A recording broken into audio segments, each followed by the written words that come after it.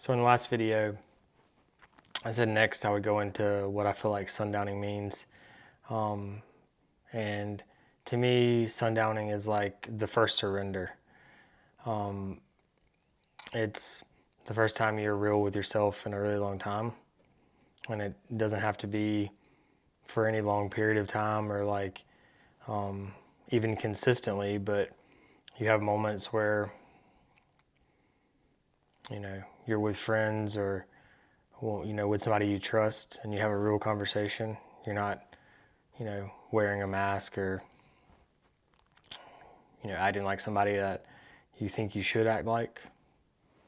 You're just being completely open and honest, and you're okay with whatever happens. Like, you're not worried about your feelings or like what somebody's going to think about you in that moment.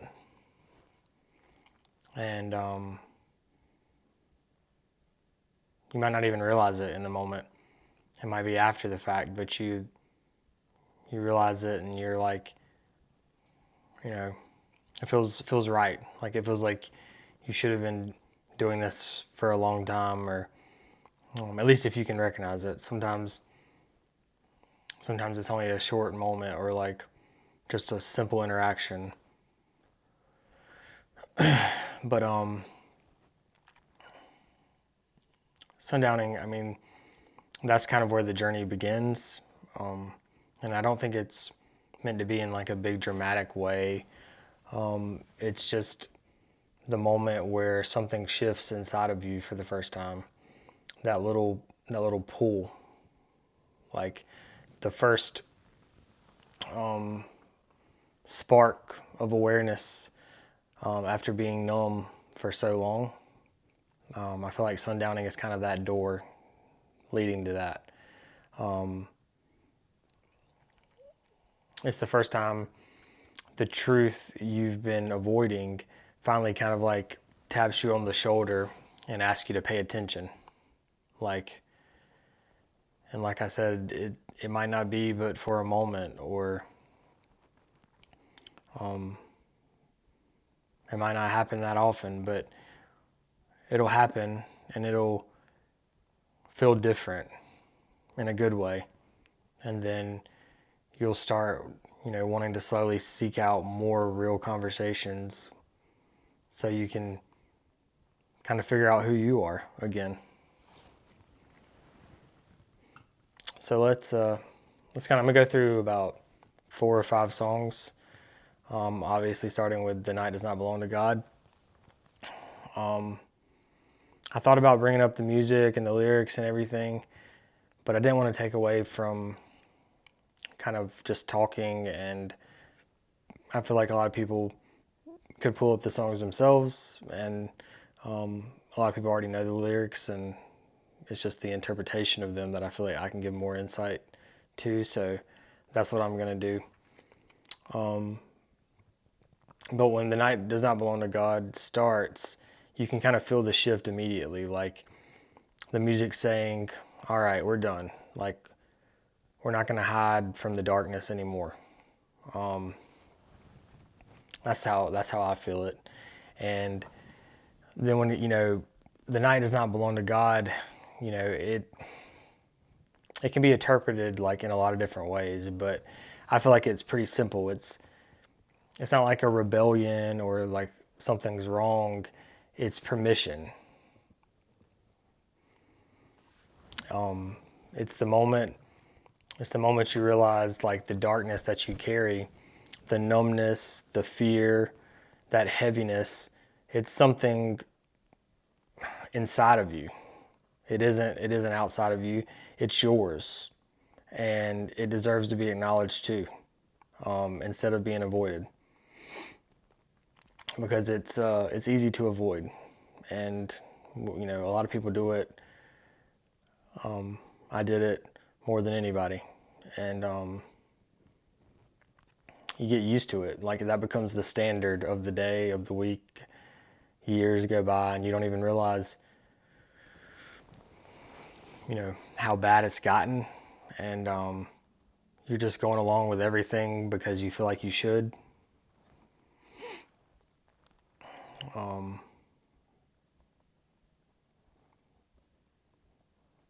And then you really, you wake up one day and you feel burned out, you feel tired. You don't really, you don't really know why you're doing what you're doing, or you don't understand. You should be happy, right? Like, you have a good life, you've created, everything around you like that you want, you pretty much have, but you're still not happy.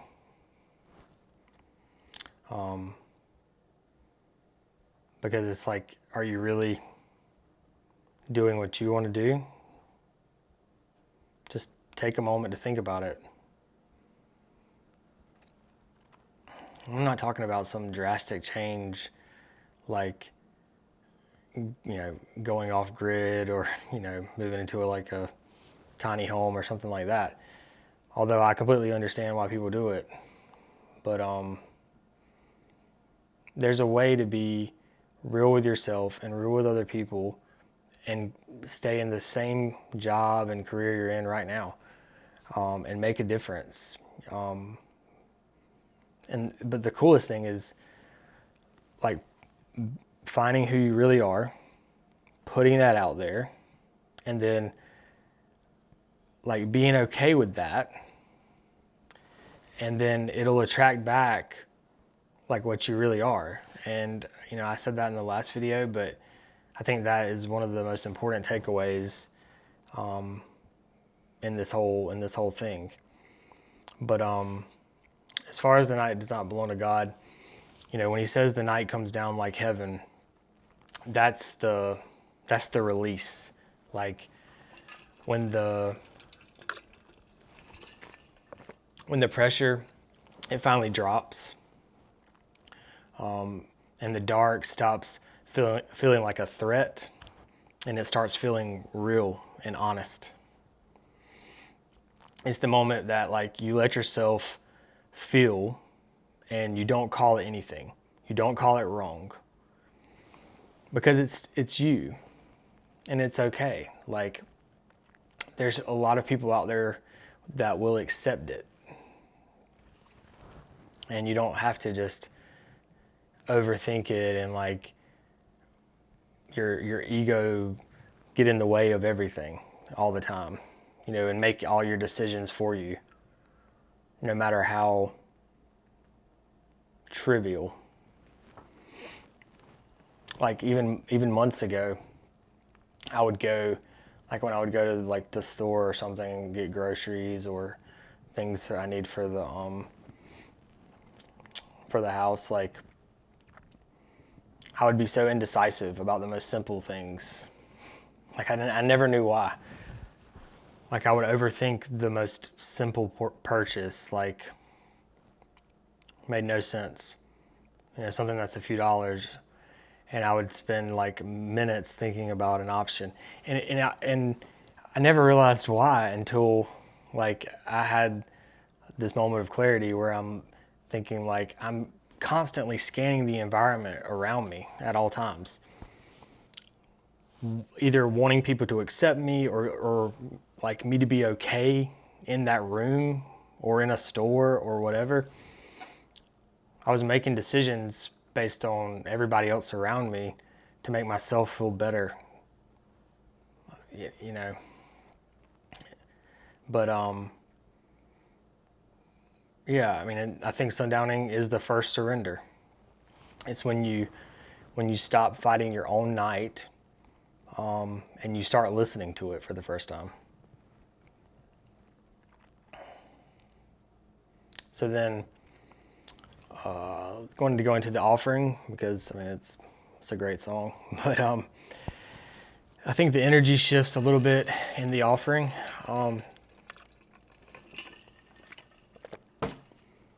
And it's not about wanting anyone. It's about letting yourself be known. When he says you're a garden entwined with all, you're the silence on sacred shores, and you got diamonds for teeth. He's not worshiping or anything. He's admitting something that's real. It's like, you have the power to hurt me, to consume parts of me that I usually protect. And I'm still going to let you get close. Like, and then when he says take a bite, it's not lust, it's not danger, it's vulnerability. It's letting someone close enough to touch the part of you that never gets touched. To see the soft parts that you normally hide.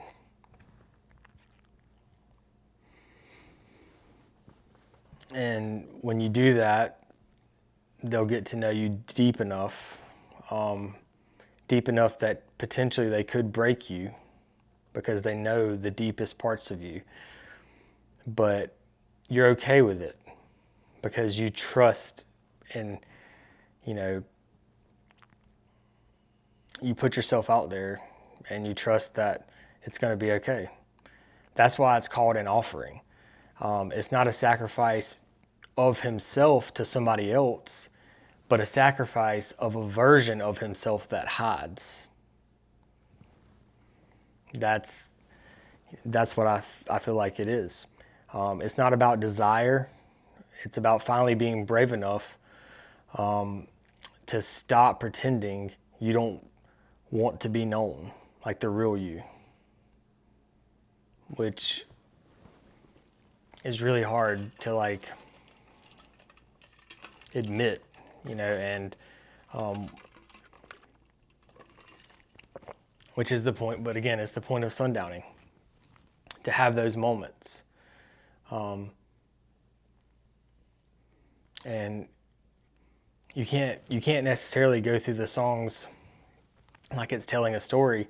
It's like each one is trying to make you feel, you know, like in a different way. So next I'm gonna go into Dark Signs, which probably is one of my favorites, especially since I've watched the Dromeo, you know, 2 Dromeo YouTube video probably 100 times, and I like had a whole new respect for this song. But I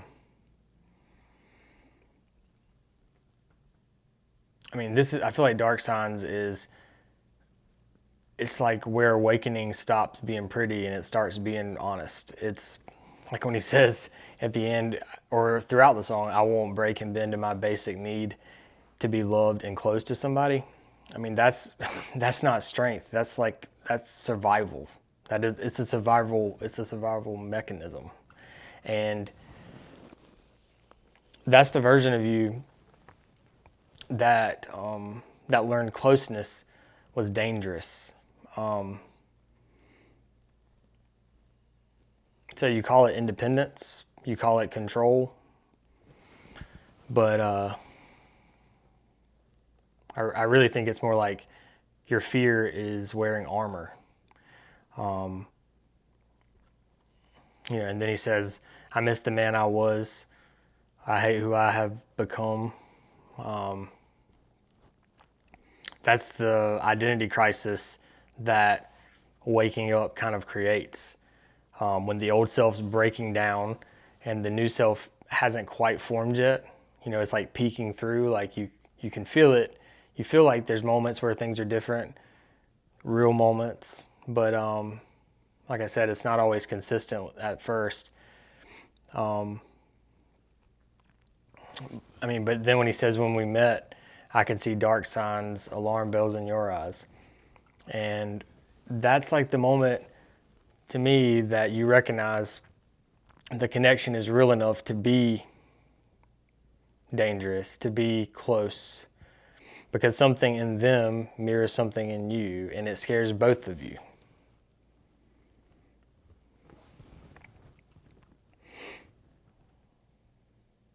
I mean, and I mean, it's just the sound of two people seeing each other clearly, not knowing if they're ready for what the truth is about to expose. And you feel it all at once. But the two people are both you. And when you start to hear a lot of Sleep Tokens music like that, and stop trying to always, say, is it sleep talking, is it Vessel, is it, he's, and it's a good way to try to wrap your head around it, but he's talking, his ego is talking to his real self. And just changing that lens when you listen to the music. And I know we've all, thought about it. There's been videos made about it, like, the Jungian side of it, the shadow work. And that's pretty much the closest thing that's been out there.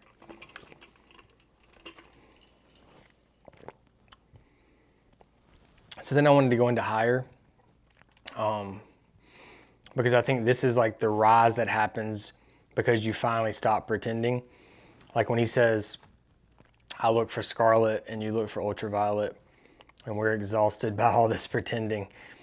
That's two people with completely different coping styles, which I had, because how I cope now and how I coped a couple months ago is completely different. But those two people, your ego and your real self, they're trying to love each other without losing themselves. So scarlet is like raw emotion. Ultraviolet is the feeling that you won't admit out loud. So one person breaks open, the other one breaks inward. And then when he says we just can't resist the violence, not like physical violence, it's emotional violence. It's the cycle. Yeah, it's all these songs just made so much more sense whenever I was able to like change the perspective on who I thought was speaking.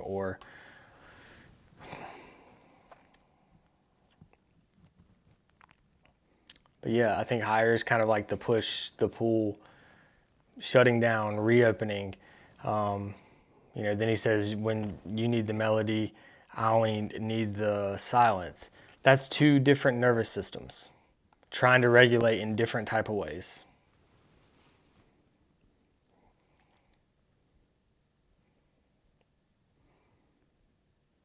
One needs to communicate, one needs to talk to people, and the other one needs stillness and quiet.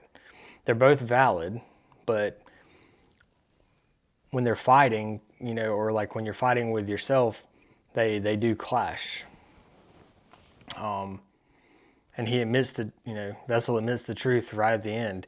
Each time we battle, the blood and the fury takes us a little higher. It's not, that's like the breakthrough. That only happens when everything finally boils over, and you have to kind of admit to yourself that maybe I'm not being real with myself most of the time or at all. Or I don't even know who I am anymore. So I feel like higher is the moment of truth that kind of finally burns its way out of both of you in a way. Like, kind of have to go through that transformation to get to the other side. And then when he says, you won't begin again, he keeps repeating, you won't begin again. That's exhaustion. It's the plea of someone who keeps showing up while the other one keeps disappearing.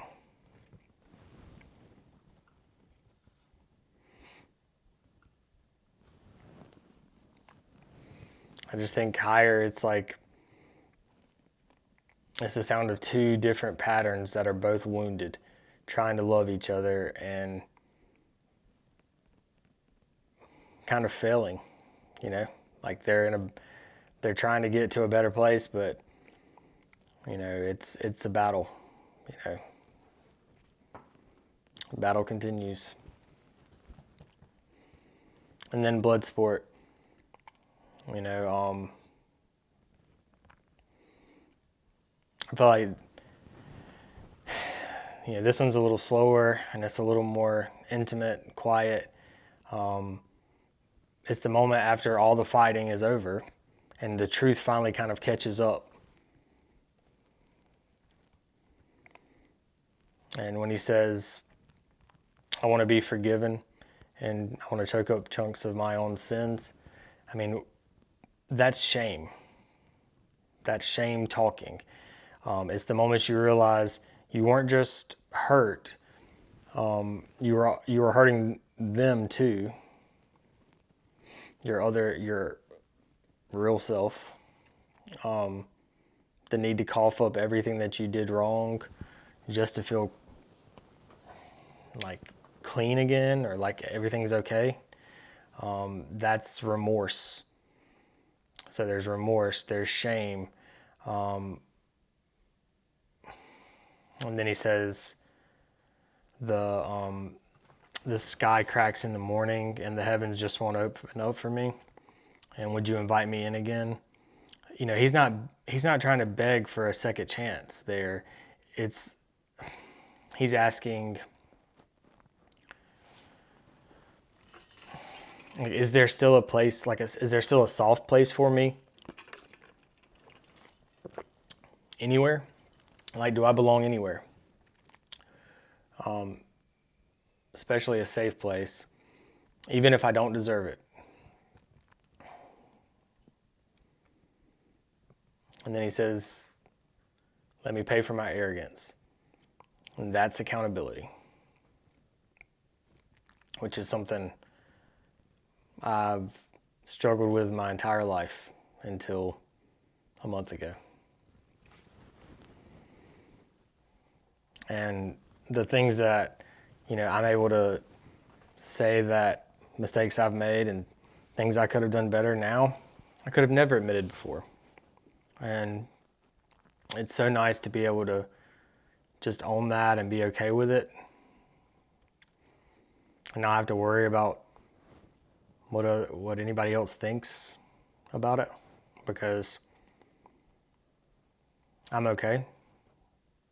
Like, in all those things that have already happened, I can't change, and it's okay. So, and then when he says, won't you show me your weakness? After everything, he still wants honesty. He wants something, he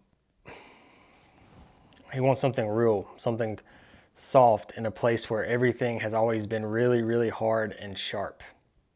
Like,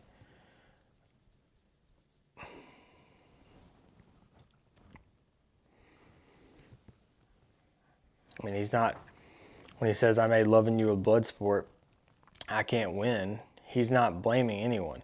He's owning it. He's admitting he turned love into something that you have to survive, instead of something that you get to feel.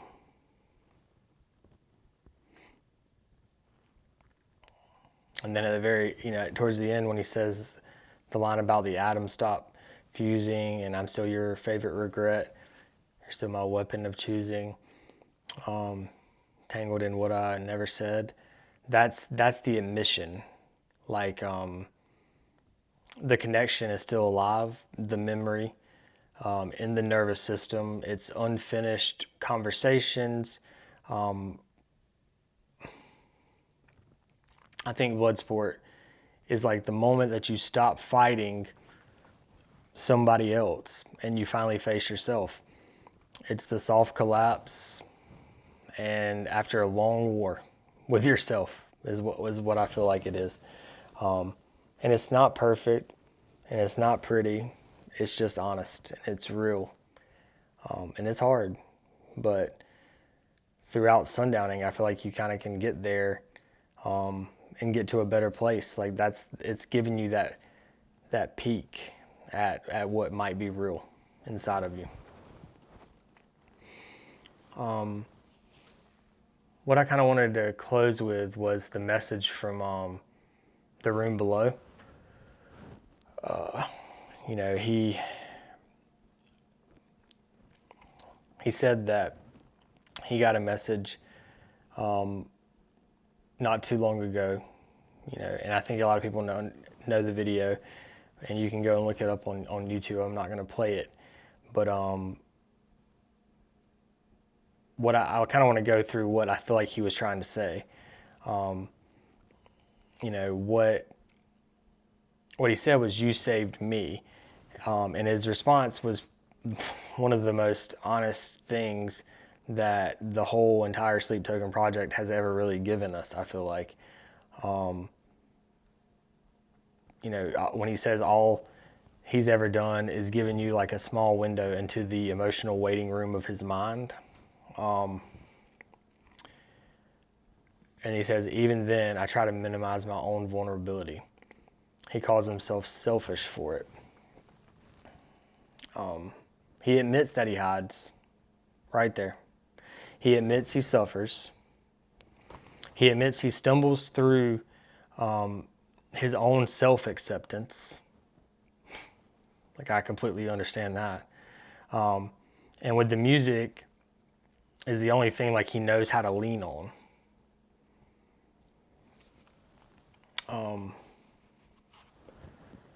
And then he says, when he flips everything back to us at the end, he says, the truth is, I did not save anybody. You saved me.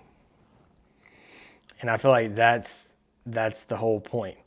It's not about worship, and it's not about the mask. It's about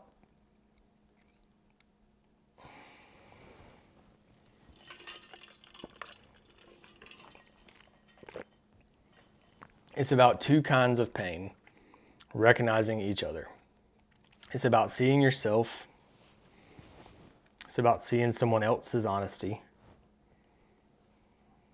and realizing that you're not alone. And you're not alone in what you're carrying. He isn't saving you.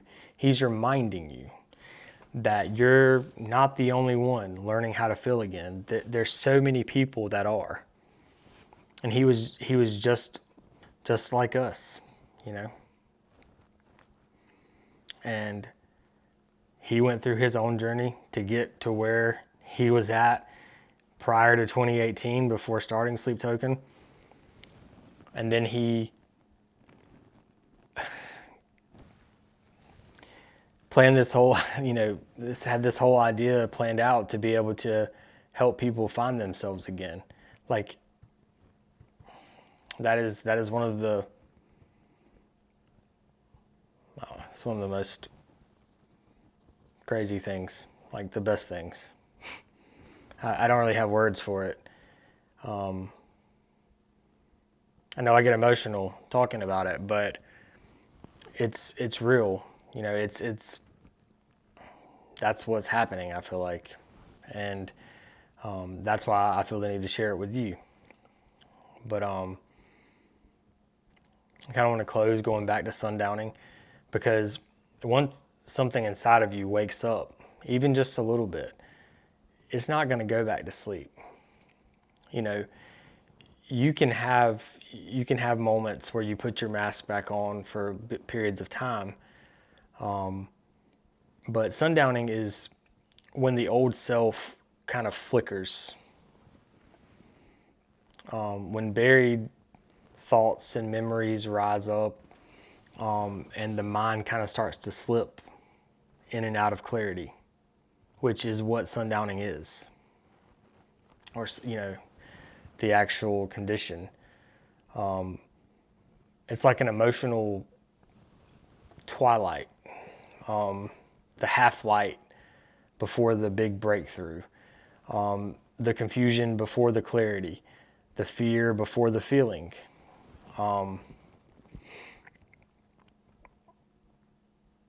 The darkness before the transformation. So, yeah, I hope that helps a little bit with what I feel like sundowning is. If sundowning is the moment that you open your eyes, then this place will become your tomb, is the moment you realize you can't close them again. At least you don't want to. Because the first surrender, it wakes you up. But the second one, it usually breaks you wide open. And I feel like that's where we're gonna go next with Tomb. And thank you for being here.